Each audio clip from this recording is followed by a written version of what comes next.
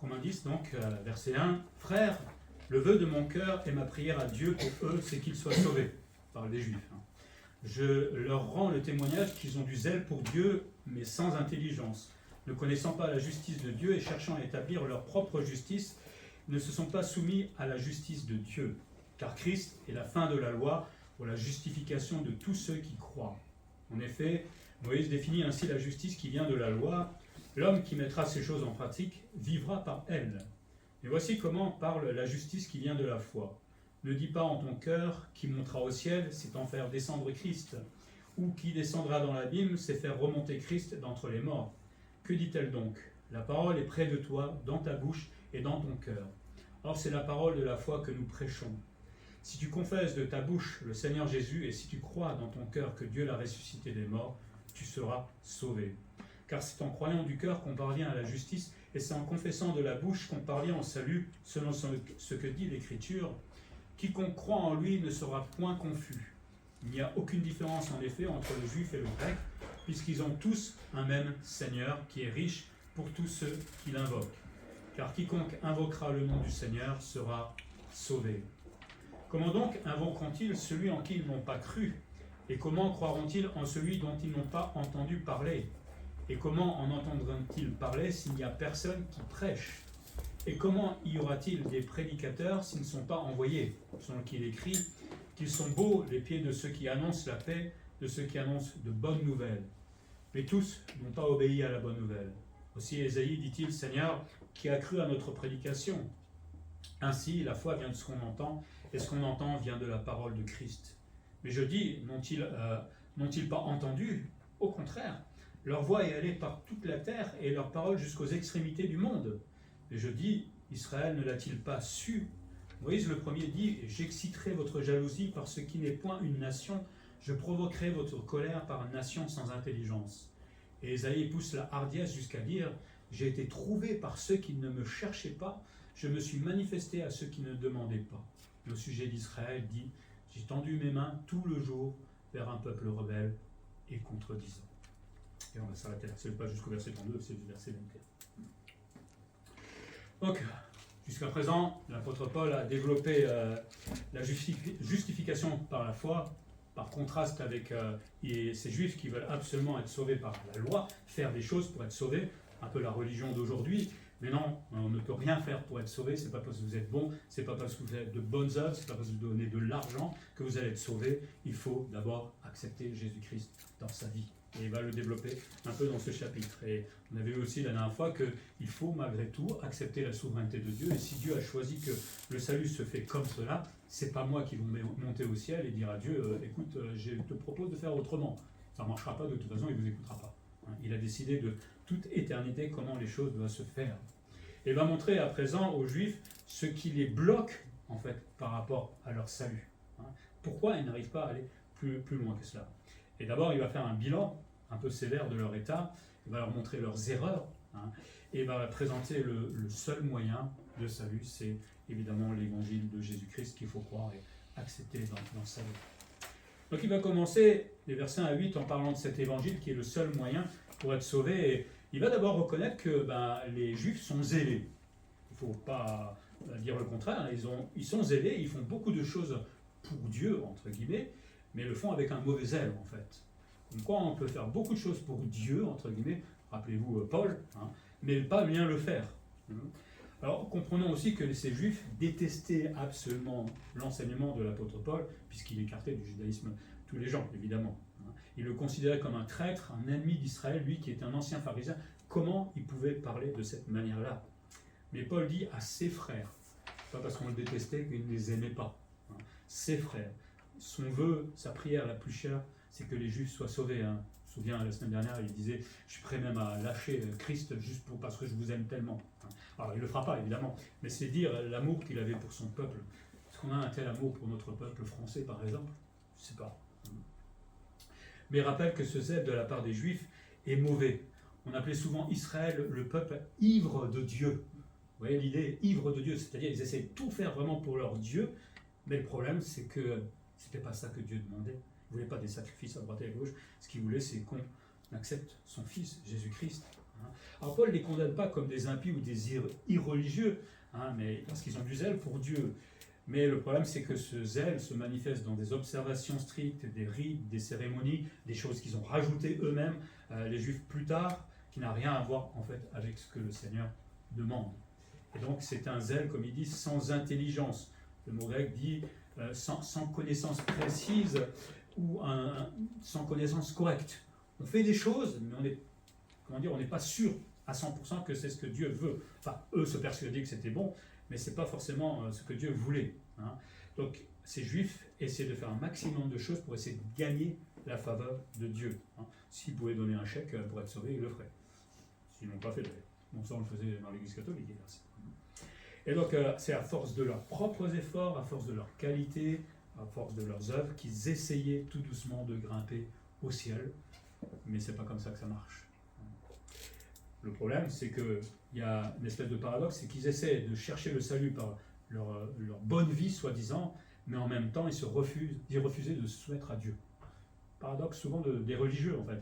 On fait tout pour essayer de plaire à Dieu, mais on ne veut pas se soumettre à Dieu, parce qu'on veut continuer à faire ce que nous avons décidé de faire, qu'on a décidé pour Dieu de faire. Vous comprenez l'idée? Et le problème, c'est que Dieu, ce qu'il veut d'abord, avant quoi qu'on fasse, c'est de se soumettre à Christ. Et ce n'est pas toujours simple de se soumettre à Christ. Il faut reconnaître qui on est d'abord. Et Paul de dire, si seulement ces Juifs voulaient bien croire en Jésus-Christ. Pourquoi croire en Jésus déjà? Parce que, comme il dit, Jésus est la fin de la loi pour la justification. On l'a vu plusieurs fois dans les différents chapitres de Romains. La loi était là, non pas pour conférer une justice, nous sauver, elle était là pour nous amener vers la justice, hein, pour nous amener à considérer notre péché, nous considérer condamnés, impossible d'être sauvés, et d'aller vers le Sauveur. Et Christ est la fin, justement, de tout cela. Le but de la loi, comme je dis, c'était révéler le péché, convaincre et condamner les transgresseurs qui devaient crier à ce moment-là, j'ai besoin d'un Sauveur. Le salaire de la transgression de la loi, à l'époque, c'était la mort. Si vous péchiez contre la loi de Moïse, vous mourriez. Mais Jésus a payé le prix. Il s'est substitué à nous. Et donc la loi ne peut plus rien dire à Emmanuel en tant que converti. Tu peux venir avec la loi, tu peux rien faire avec, puisque quelqu'un a tout payé à ma place. Jésus-Christ, mon substitut, lui, il est mort à la loi. Lui, il pouvait l'accomplir et l'accomplit jusqu'au bout. Et en plus, il a donné sa vie en sacrifice. Donc je n'ai plus à me soumettre à la loi. Il ne faut pas dire que c'est fini avec la loi, c'est qu'en tant que chrétien, je peux maintenant la vivre, cette loi-là. Parce que le Seigneur va m'aider à le faire. Ainsi, il n'est plus tenté, un chrétien, il n'est plus tenté aujourd'hui d'essayer de se sauver par lui-même, d'essayer de se justifier par telle obéissance ou par telle œuvre. En fait, on ne cherche plus ça, en fait. On est sauvé. On n'a pas besoin de chercher un moyen d'être sauvé. On est sauvé, évidemment, si on le croit. Et si on a fait ce que le Seigneur nous demande, c'est quand même mieux que de devoir courir à essayer d'être sauvé. Je vois beaucoup de musulmans chez moi dans mon travail qui font leur ramadan, et il y en a une qui était desséchée complètement, mais j'ai pas le temps, j'avais envie de dire, mais pourquoi tu fais ça? Dieu ne te demande pas de faire ça. C'est Allah, mais Allah il est loin et il n'existe pas. Hein. Vous voyez jusqu'à quel point les gens sont capables d'aller, et je suis sûr qu'elle n'a jamais lu le Coran, qu'elle ne sait rien, elle fait ça juste par tradition. C'est triste de se faire du mal pour rien, c'est triste. Et les Juifs faisaient tout le temps la même chose. Et donc Paul va prendre pour exemple Moïse, il va reprendre de Lévitique 18,5, vous observerez mes lois et mes ordonnances, l'homme qui les mettra en pratique vivra par elles, je suis l'Éternel. Donc Moïse définit l'homme qui veut accomplir la justice exigée par la loi. Si tu veux vraiment vivre par la loi, ok, mais il faudra vivre par elle, c'est-à-dire l'accomplir parfaitement. Il ne faut jamais te louper. Impossible. Parce que tout le monde glisse une fois ou deux. C'est impossible. Donc si tu veux vraiment te soumettre sous la loi, il faudra vivre par elle. Bon, c'est pas d'ironie, mais on sait très bien que c'est impossible. Donc ce texte-là met l'accent sur la réussite par ses œuvres, mais c'est un idéal absolument impossible à vivre. Jacques 2,10 dit « Car quiconque observe toute la loi, mais pêche contre un seul commandement, devient coupable de tous. » Ok, essayez de vivre sous la loi, mais dès que vous péchez, vous avez tout perdu. Il vaut mieux peut-être être sous la grâce que sous la loi. Et c'était sévère en plus à l'époque. Même si l'obéissance parfaite à la loi, même si éventuellement vous étiez parfaitement obéissant à la loi, ça n'existe pas, mais imaginons, vous restez malgré tout toujours perdu. c'est pas parce que vous êtes observateur de la loi à 100% sans jamais faillir que vous n'êtes pas perdu. Eh oui. Donc c'est ce que veut leur dire Paul, hein, à ces juifs qui essaient d'être absolument merveilleux dans la pratique de la loi. Même si vous étiez parfait, vous êtes toujours perdu.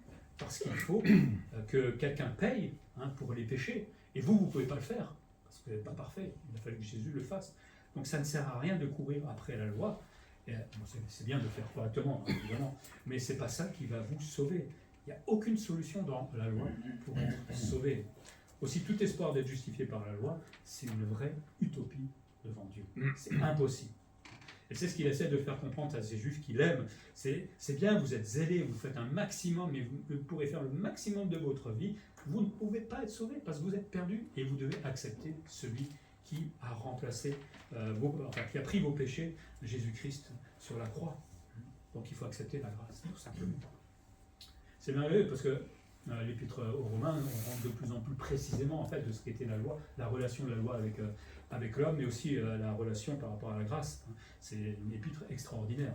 Enfin, je ne sais pas si tout le monde la voit comme ça, mais en tout cas, moi je trouve ça extraordinaire.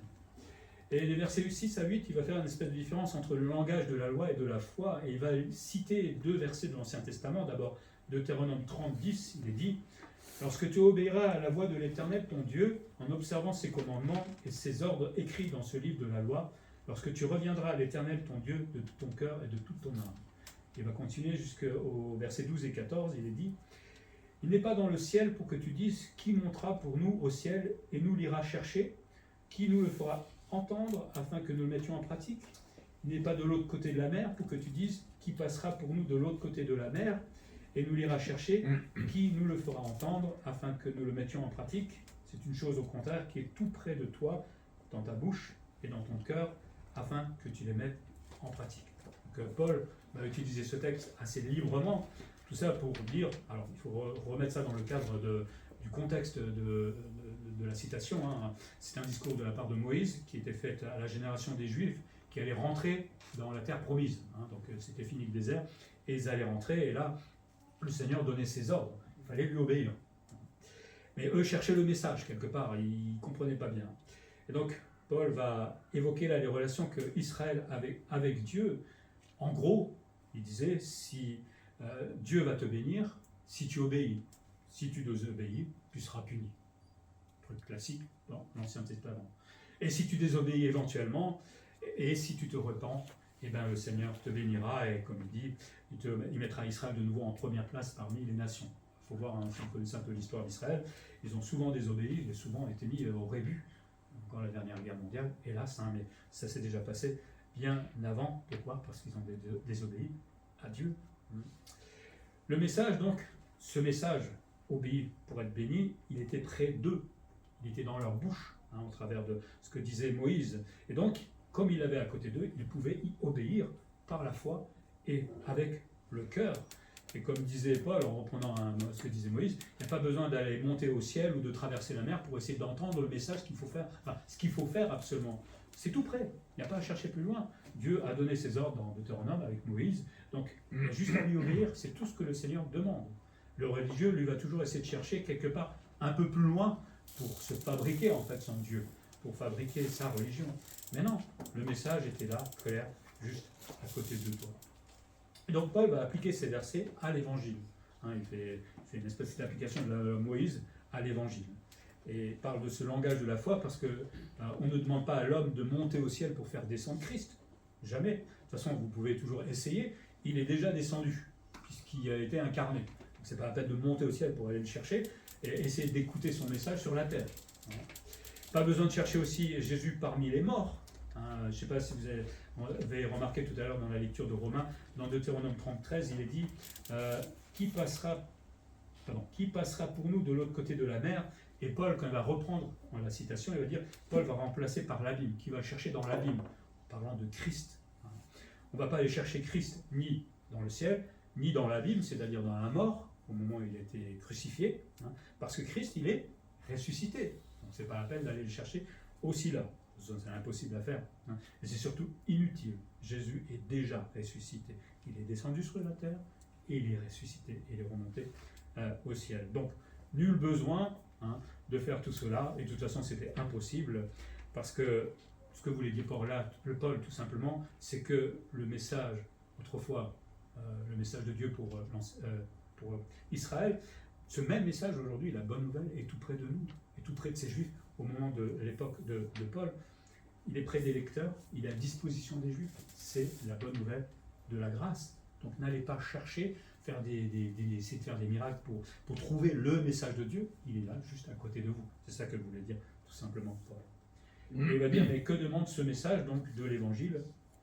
Eh bien, l'Évangile ne demande pas de faire des choses impossibles, loin de là. Alors qu'est-ce qu'il dit véritablement? Alors Paul va encore adapter un peu Deutéronome 30, 14 pour dire que l'Évangile, finalement, il est accessible, intelligible et facile à obtenir. Mais si je veux vivre selon la loi, si je veux vivre par mes moyens, ma force, etc., forcément je ne verrai jamais l'Évangile devant moi, puisque je crée mon propre Évangile. Et ce n'est pas ce que le Seigneur veut que l'on fasse. Il est facile de comprendre la bonne nouvelle, nous dit Paul, qui a été prêchée par Paul, par les apôtres. C'est facile de comprendre avec l'intelligence, avec le cœur. Certes, on ne va pas tout comprendre du premier coup, mais quand la Bible nous dit « nous sommes pécheurs », il n'y a pas besoin d'aller chercher midi et 14h. Nous sommes pécheurs, nous avons tous menti, des mauvaises pensées, on s'est disputé, on a fait des choses pas bien. Il n'y a pas besoin de dire non, c'est pas vrai, on va aller chercher un peu plus loin, essayer de comprendre un autre message. Il faut l'accepter. Et ça, c'est pas facile pour l'homme, d'accepter qu'il s'est trompé, qu'il a mal fait. Hein, c'est dur, hein. Moi j'ai mis du temps à accepter ces choses-là dans ma vie. Mais c'est vrai. Donc une fois, laissons la vérité rentrer dans notre cœur et acceptons la bonne nouvelle de Jésus-Christ. Mais il faut aussi comprendre que dans cette bonne nouvelle, ce qu'il faut accepter, c'est évidemment la mort, l'incarnation de Jésus, la mort de Jésus et la résurrection de Jésus-Christ.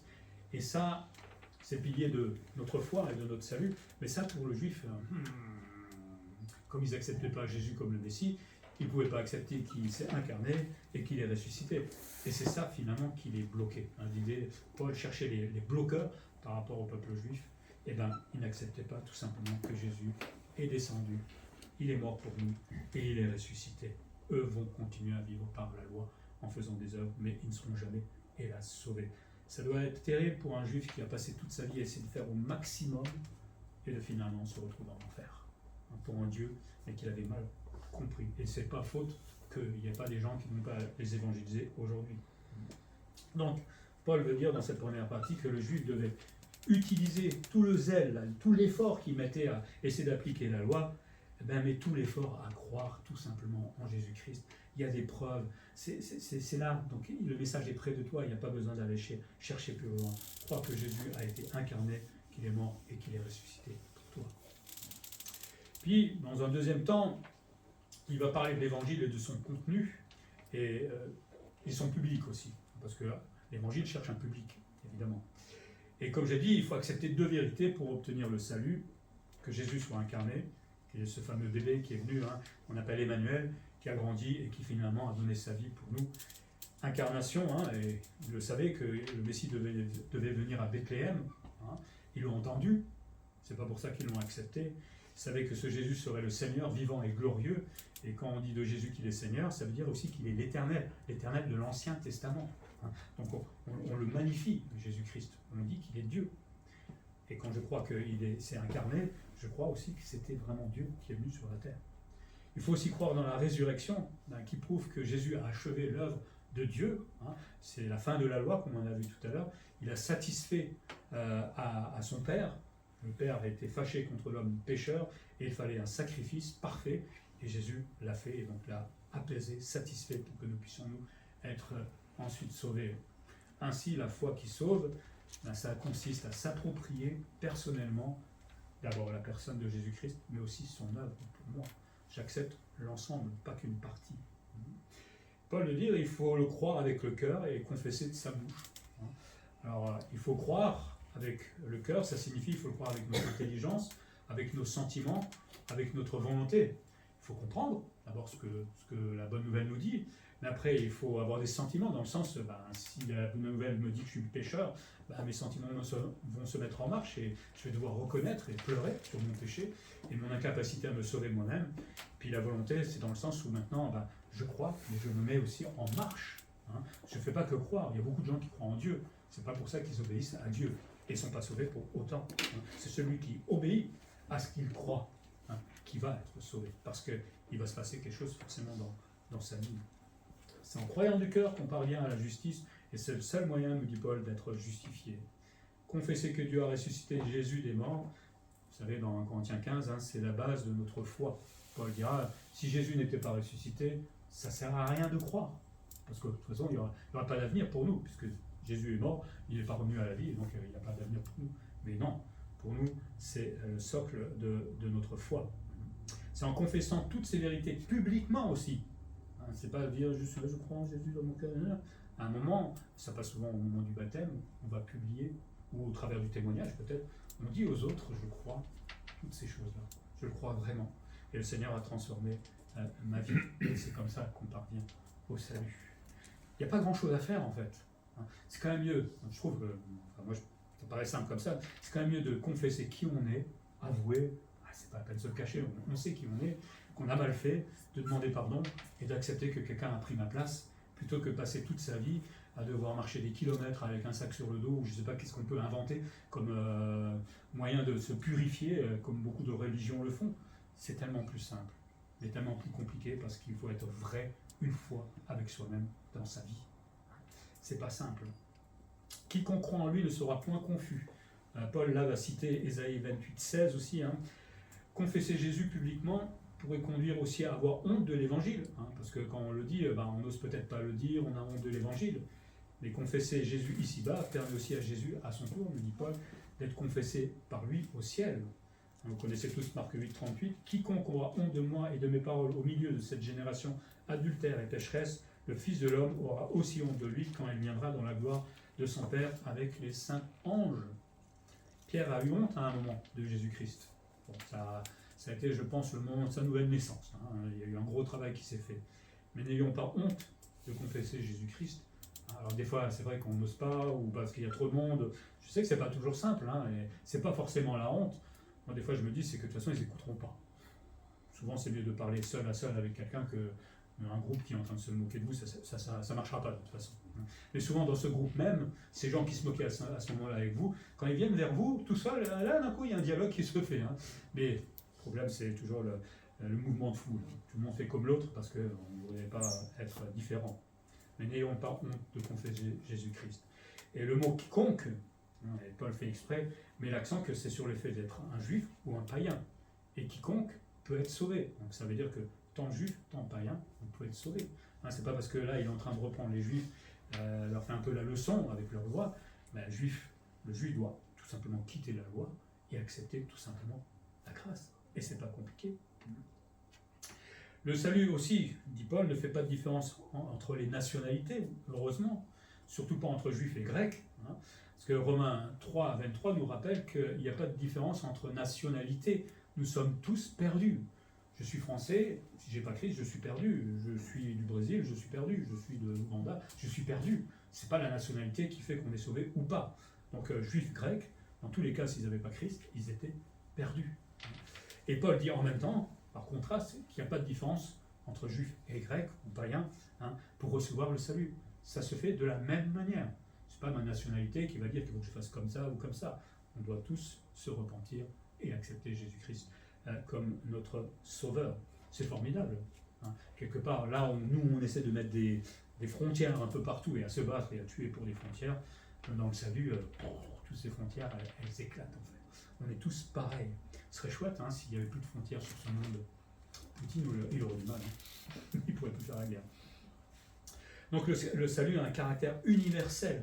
Jésus n'est pas le Seigneur des Juifs seulement, il est le Seigneur de tous les hommes. Il est riche en grâce et miséricorde, et miséricordieux pour tous ceux qui l'invoquent, quel que soit notre passé, notre origine, etc., ou notre nationalité. Et Paul va citer Joël 2,32 aussi. Quiconque, c'est-à-dire tous les hommes, invoque le nom du Seigneur, il sera sauvé. Il n'y a pas de norme spéciale. La seule chose que le Seigneur demande en tant qu'être humain, c'est de reconnaître notre état de pécheur et ensuite d'accepter la solution, Jésus-Christ. L'évangile du salut s'adresse donc à tous et se fonde sur l'incarnation et la résurrection de Jésus. Si vous avez l'occasion un jour de parler peut-être avec un juif, parler de ces deux points qui les bloquent finalement, avec la loi derrière. Vous n'avez pas besoin d'obéir à la loi de cette manière-là, vous n'y arriverez jamais. Croyez que Jésus est venu sur la terre comme sauveur et qu'il est ressuscité. Et de toute façon, un jour, vous le verrez. Vivant ou pas, vous le verrez que c'était vrai. Et la troisième chose que Paul développe, c'est la propagation de l'évangile. C'est une chose d'avoir une bonne nouvelle quand on est né de nouveau, mais le Seigneur ne nous demande pas de la garder pour nous, un peu comme on a vu tout à l'heure dans Matthieu 28, où les chrétiens restaient tranquillement à Jérusalem, on est bien entre nous, entre chrétiens, on se fait des agapes, etc. On ne va pas aller plus loin, parce qu'il y a risque. Il ne faut pas jouer avec ça, avec le Seigneur, il sait comment faire pour nous éparpiller s'il le faut. Et il va montrer un peu les étapes qui conduisent au salut, ou comment nous-mêmes on pourrait conduire peut-être quelqu'un au salut. Je ne sais pas si vous avez des méthodes quand vous évangélisez, mais là ça pourrait être une méthode, je n'aime pas le mot méthode, mais un moyen. En tout cas, c'est des choses qui sont essentielles quand on va témoigner. Et Paul va poser plusieurs questions. Il dit, comment demander le salut à Dieu, un Dieu inconnu? Je ne peux pas demander quelque chose à quelqu'un que je ne connais pas. C'est pas vous, un jour, dans la rue, après avoir fait les courses, vous dites, tiens, il faudrait que j'accepte Jésus-Christ dans ma vie, comme sauveur. C'est pas comme ça que vous êtes né de nouveau, ça m'étonnerait, c'est pas possible. C'est parce que quelqu'un vous en a parlé, parce que vous avez entendu, ou parce qu'on vous a tendu une Bible, et c'est là où on a commencé à connaître qui était Dieu. C'est comme ça qu'on est allé plus loin, ça ne tombe pas sur le coin de la tête. Ou comment croire sans connaître Jésus-Christ? Croire en Dieu c'est une chose, mais après, il faut aussi croire dans l'œuvre de Jésus-Christ, et pour ça, évidemment, il faut connaître sa vie et ce qu'il a fait pour nous. Donc c'est des questions un peu évidentes de la part de l'apôtre Paul. Et c'est pour cela, justement, parce qu'on a besoin d'entendre la bonne nouvelle que Dieu va envoyer ses serviteurs, c'est-à-dire nous, aujourd'hui. Alors, il y a des évangélistes, il y en a qui ont vraiment ce don, il y a des pasteurs, mais il y a aussi chacun d'entre nous. Quand j'étais jeune chrétien, qu'est-ce que je tchatchais de Dieu partout? Je disais n'importe quoi, des fois, pas n'importe quoi, mais je ne savais pas comment le dire, mais je le disais quand même. Je me souviens, j'avais un collègue de travail, il m'amenait tout le temps au travail tous les jours, mais tous les jours je le saoulais. Je disais, on en a marre. J'espère qu'il s'est converti depuis, mais on a envie d'en parler, on a besoin d'en parler, parce qu'il s'est passé quelque chose dans notre vie. Et donc il envoie les serviteurs annoncer la bonne nouvelle, et Dieu attend maintenant de ceux qui ont reçu cette bonne nouvelle une réponse de la part du pécheur à sa grâce. Dieu donne donc le moyen de parvenir au salut. On ne peut pas dire un jour, en arrivant devant le trône de Dieu, « Ah, mais je ne savais pas comment faire, etc. Il n'y avait pas le moyen. » Complètement faux. Dieu donne le moyen de parvenir au salut. Et il va le faire par ses disciples, qu'il envoie, comme dans Ésaïe 52, 7, qui sont beaux sur les montagnes les pieds de celui qui apporte de bonnes nouvelles, qui publie la paix, de celui qui apporte de bonnes nouvelles, qui publie le salut, de celui qui dit à Sion, ton Dieu règne. Aujourd'hui, ces bonnes nouvelles sont envoyées avec nos pieds à nous. C'est nous qui annonçons la bonne nouvelle de Jésus-Christ. Remarquez aussi qu'entre la citation d'Ésaïe 52, que je viens de lire, et Romains 10, 15, dans Ésaïe, il dit les pieds de celui qui apporte de bonnes nouvelles, alors que dans Romains, de ceux. À l'époque, c'était Jésus, et Paul le reprend, et aujourd'hui, il l'actualise, il le rafraîchit, comme je le dis souvent, et ça veut dire qu'aujourd'hui, c'est notre rôle à nous d'aller annoncer ces bonnes nouvelles comme Jésus-Christ l'a fait autrefois. Mais tous n'ont pas cru, verset 16, Paul. Il voit tous ces juifs qui ne croient pas. Et un peu comme dans Ésaïe 53, 1, il se questionne ainsi, qui a cru à ce qui nous a été annoncé? Et là, évidemment, il s'adresse aux juifs, mais pourquoi vous ne croyez pas dans la bonne nouvelle de Jésus-Christ? On a vu tout à l'heure les bloqueurs. Mais ce n'est pas parce que cette masse, j'ai envie de dire, de juifs ne croient pas, qu'il n'y a pas une réponse malgré tout d'un petit nombre, parce que les juifs, les disciples étaient juifs, les 12 disciples, enfin les 11 à la fin, et puis le 12e après, qui va être remplacé, eux étaient juifs, et puis d'autres juifs vont se convertir. Donc il y avait quand même quelques-uns là-dedans qui acceptaient Jésus-Christ. Il y aura toujours un petit nombre, un petit reste, on en avait parlé la semaine dernière, qui sera là, et malgré même que quand Jésus annonça la bonne nouvelle du salut sur la terre, malgré tout, quelques-uns l'ont accepté. Verset 17, il fait une espèce de résumé pour être sauvé. Ainsi, la foi vient de ce que l'on entend, et ce que l'on entend vient de la parole de Dieu.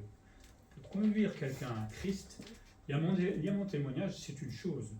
Petit truc, je ne sais pas si c'est vraiment efficace à 100%, mais si vous avez l'occasion de faire lire la personne, les versets que vous êtes en train de lui présenter, pas vous, lui. Comme ça, il lira la parole de Dieu. Je ne dis pas c'est magique, mais c'est un bon conseil en tout cas. Mais si on veut évangéliser, il faut qu'il entende la parole de Dieu. Et sans l'entendre, la parole de Dieu, on ne peut pas avoir la foi. Et là, prenez une Bible avec vous, donnez une Bible à quelqu'un, un évangile, c'est peut-être le plus simple au départ, et puis demandez à la personne de le lire.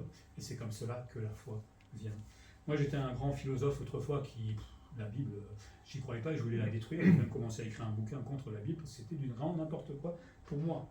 Évidemment, quand on ne l'a jamais lu, c'est facile de critiquer, hein. Vous prenez à droite et à gauche ce que vous avez entendu, vous mélangez tout cela, et vous dites, bah, c'est pas bien. Mais quand vous commencez à la lire, le petit philosophe que j'étais, là je dis petit, là finalement il se dit, tout ce qu'on m'a appris en fait dans ce monde, à l'école ou ailleurs, par rapport à Jésus et Dieu, ça n'avait rien à voir en fait, mais rien à voir. Et là tout doucement, le philosophe s'est écroulé à terre et a accepté tout simplement de croire en la vérité, celle de Jésus-Christ, et ça a changé ma vie. Je serais plus vivant aujourd'hui, si j'avais continué comme ça, autrefois. Donc, annonçons cette bonne nouvelle. Et donc la foi naît de l'écoute de la parole de Dieu. Entendre signifie, ça pousse à croire, mais ça pousse aussi à recevoir la parole comme la vérité. Il ne s'agit pas juste de croire dans la parole, il faut aussi dire que c'est la vérité. C'est la vérité. Alors encore une fois, Paul s'interroge, versets 18 à 21, mais pourquoi certains refusent? Car tous ont pu et peuvent aujourd'hui recevoir en fait l'évangile. Il va emprunter à un verset de Psaume 19,5 où il est dit en résumé où le soleil, la lune, les étoiles crient la gloire de Dieu sur toute la terre. Hein. Il témoigne en fait de la gloire de Dieu où qu'il soit en fait. De la même manière, la prédication de la parole est allée jusqu'au bout de la terre, hein, comme ces étoiles qui crient la gloire de Dieu. La bonne nouvelle aujourd'hui, vous l'avez partout, peut-être pas encore dans des petits coins d'Amazonie, mais je suis sûr qu'il y a des gens qui y vont. Hein. Mais partout, vous pouvez entendre la bonne nouvelle. Le message est près de nous. Tous peuvent l'entendre. Et aujourd'hui, avec Internet, tous peuvent entendre aussi n'importe quoi, hélas. Mais bon, on peut entendre cette nouvelle. Si vous êtes aveugle, vous pouvez l'écouter. Enfin, il y a tous les moyens en fait, d'accéder à la parole de Dieu aujourd'hui. C'est formidable. Et plus on a des moyens, et il y a de moins en moins de chrétiens. C'est marrant, quoi. Enfin, c'est marrant, non, c'est pas marrant, mais c'est toujours comme ça. Donc, en même temps, Paul va dire à ceux qui écoutent que le rejet d'Israël ne devait pas surprendre en fait les Juifs, parce que ça a déjà été annoncé, Deutéronome 32, 21. Il reprend en fait dans Romains ce qui était dans Deutéronome. Ils ont excité ma jalousie parce qu'il n'est point Dieu. Ils m'ont irrité par leurs vaines idoles. Et moi, j'exciterai leur jalousie, donc celle des Juifs, parce qu'il n'est point un peuple, je les irriterai par une nation insensée. En fait, comme l'évangile maintenant est accessible aussi aux païens, les Juifs sont jaloux. Parce que là, ils sont en train de louer Dieu. Jusqu'à présent, c'était notre Dieu à nous. Et là, non, d'autres sont en train de louer, d'adorer. Et donc, Dieu fait exprès de les rendre jaloux et de les mettre même en colère, en leur montrant que le salut est accessible à un peuple qui n'est pas une nation, nous, en l'occurrence, par des païens sans intelligence et qui étaient idolâtres autrefois. Bon, les Juifs aussi, ils étaient, hélas. Mais ça rendait fou le Juif, de se dire que eux, qui sont le peuple élu, on a vu ce que ça voulait vraiment dire élection la dernière fois, que eux qui sont le peuple élu, et bien d'un coup, d'autres peuvent accéder à Dieu. Ça les rendait malades, en fait. Et Dieu fait exprès pour qu'ils réfléchissent. Hein. Et il dit, Paul, en citant Ésaïe 65, verset 1, qui va beaucoup plus loin, Dieu s'est présenté à ceux qui ne voulaient pas l'écouter et qui ne le cherchaient pas. Là, il rend fou les Juifs complètement, parce que les Juifs, ils essaient de se présenter à Dieu, ils le font mal. Par contre, Dieu, lui, s'est présenté à des gens qui ne voulaient pas de lui pour les sauver. Et ça, pour le Juif, ça rendait complètement marteau. Et il va montrer la différence, Paul, entre Juifs et païens à l'écoute de l'Évangile. Ah oui, regardez, ces païens, le Seigneur se présente devant eux, ils étaient idolâtres, il y avait des magiciens, on voit ça dans Actes, etc. Et ils ont accepté Jésus-Christ dans leur vie, malgré leur passé. Dès qu'ils ont entendu l'Évangile, alors pas tous évidemment, mais une partie, et proportionnellement, ils furent plus nombreux à l'accepter que les Juifs en tant que peuple de Dieu. C'est quand même incroyable. Alors vous dites peuple de Dieu, mais vous n'acceptez pas ce que Dieu vous demande. Alors que les païens, eux qui n'étaient pas le peuple de Dieu, le font beaucoup plus majoritairement. C'est incroyable quand même. Et en plus, et il termine là-dessus, en contraste, Dieu a tendu ses mains vers les Juifs. C'est pas faute de ne pas s'être approché des Juifs. Les mains tendues, prenez mes mains, il voulait dire aux Juifs, prenez la grâce, tout simplement. Mais les Juifs, ils ne voulaient pas. Et Dieu s'est heurté à ce peuple élu, entre guillemets, à leur désobéissance et au refus C'est donc pas faute d'avoir essayé de vous approcher des Juifs et de vous sauver. C'est vous qui ne voulez pas, tout simplement. Donc Paul veut dire que l'évangile est accessible à tous, juifs, païens, mais le seul problème, et c'est toujours le seul problème aujourd'hui, c'est qu'il faut y répondre favorablement, évidemment. Il ne s'agit pas juste d'y croire, il faut faire ce que le Seigneur nous demande. Pour terminer, encore une fois, Paul démontre que la loi ne peut pas sauver. Je crois qu'on va commencer à le comprendre. Hein. C'est un vrai leitmotiv. Mais il prend différents angles, en fait, au fur et à mesure dans Romains. Et vous pouvez faire tout ce que vous voulez par votre religion, par des offrandes, par des marches, par tout ce que vous voulez. Vous ne pouvez pas être sauvé de cette manière-là. Pourquoi ? Parce que le Dieu souverain a décidé de toute éternité, avant même que la terre soit là, que vous soyez nés, il a décidé que le salut se fera par un sacrifice, et ça sera son Fils qui le fera. Donc ça ne sert à rien d'être religieux, ça ne marche pas, ou d'être légaliste. Il faut accepter Christ dans sa vie. Sinon, vous allez à l'opposé de Dieu. La loi, on l'a dit, a pour but de conduire à la repentance, à nous faire découvrir notre incapacité d'obéir à Dieu. Et c'est bien de l'avouer, c'est pas la fin du monde, puisqu'on est tous pareils. Hein, vous êtes mieux que l'autre.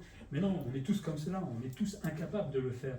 Mais au moins, on va se retrouver dans une situation où on est d'accord une fois avec Dieu, je ne suis pas capable d'obéir à la loi. Qu'est-ce que je peux faire ? Le Seigneur répond, je te tends les mains, comme à Israël tout à l'heure. Jésus est mort pour toi, tu as juste à l'accepter dans ton cœur, et tu seras sauvé. Merci Seigneur, parce que je ne sais pas comment on aurait fait autrement. Alors comment entendre ce message ? On l'a dit, Dieu envoie ses ouvriers pour annoncer la bonne nouvelle. Et c'est à nous, dans la mesure du possible, de parler à nos collègues, nos familles, etc. Si on peut avoir des fois des discussions, c'est vrai qu'au boulot c'est pas toujours simple, mais on peut peut-être prendre un verre après, éventuellement. Mais là, je suis en train de parler un petit peu avec un gars qui a découvert que j'étais pasteur. Il ne croyait pas au début, il allait voir sur Internet et tout ça. Si. Donc, ça l'a surpris un peu.